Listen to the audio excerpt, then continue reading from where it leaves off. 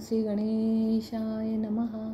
आज मी तुम्हाला दैनिक पंचांग याविषयी माहिती देत आहे. आज दिनांक 17 ऑगस्ट 2025. शालिवाहन श्री शके 1947. संवत्सर विश्वावसु. अयन दक्षिणायन. ऋतू वर्षा ऋतू. मास श्रावण.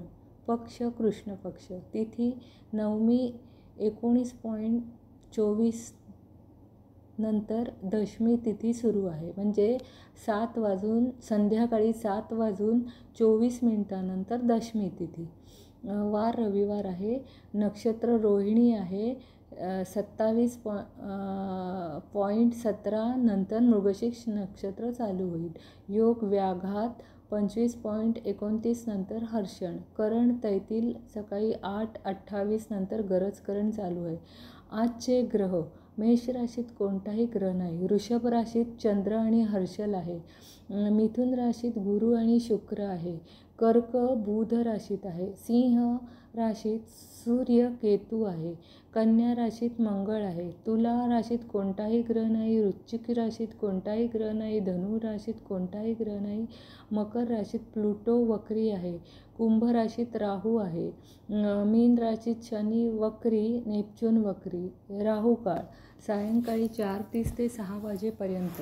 लाभयोग सकाळी 9:30 ते 11 वाजेपर्यंत. अमृतयोग सकाळी 11 ते 12:30 पर्यंत. शुभयोग दुपारी 2 ते 3:30 पर्यंत. अग्निवास पृथ्वीवर आहे. आज पाण्यात केशर घालून आंघोळ करणे.